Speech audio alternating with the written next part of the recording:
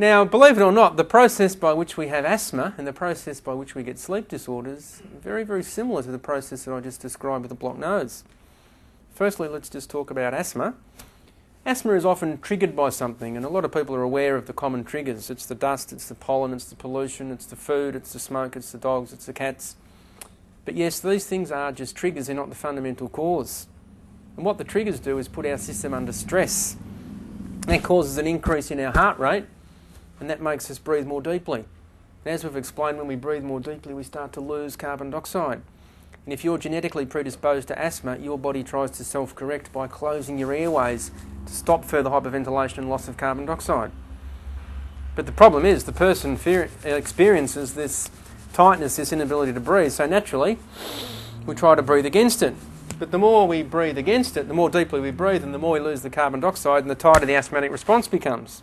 Then we get to the stage when we're really struggling and we start heaving air in through our mouth. And as a lot of people would know, once you start breathing like that when you've got asthma, you're very, very close to needing a puff of Ventolin or Bricanol.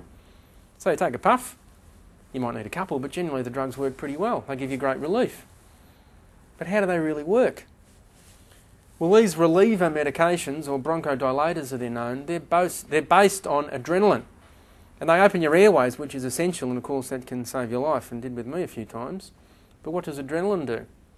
Adrenaline increases our heart rate, and that makes us breathe more deeply. Then we get confronted with a not very pleasant possibility that maybe the very drugs which give us relief are actually responsible for making the condition worse and bringing it back. This was highly suspected in the medical profession within about 10 years of these reliever drugs coming onto the market. And in order to test whether that was truly the case, clinical trials were conducted, and the most famous of them were done in Canada and New Zealand.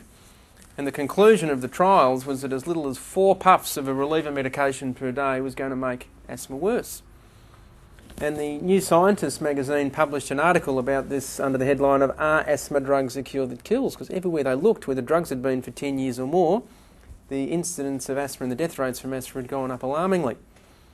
And obviously this was terrible news for the medical profession, not to mention the people taking the drugs. And other things started to appear in the media.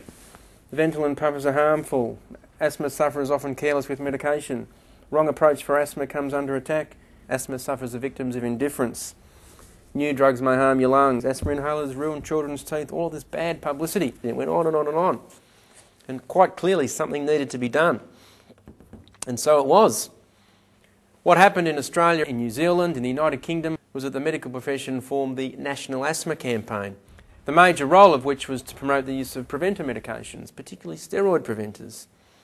And most people know when they take their steroid preventers, the asthma is under better control, and they don't take as many relievers, but we tend not to like the steroid preventers because of the side effects. So we have a tendency to undertake preventers and overly rely on relievers. And this is exacerbated in Australia by the fact that you can buy Ventolin over the counter without a prescription. You've been able to do that for over 15 years. Well, this all sounds like doom and gloom, but let me give you some good news. This can all change by correcting your breathing with the Buteyko course. And I want to assure you of the safety of learning the Buteyko method.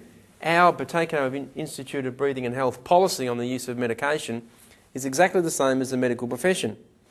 You should take preventer medication and any other prescribed pharmaceutical medication as it's been prescribed for you. And you should take reliever medication on an as-required basis.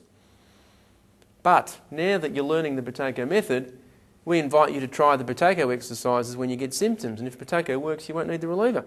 If it doesn't work, you take the reliever, but you very quickly find your requirement for these drops.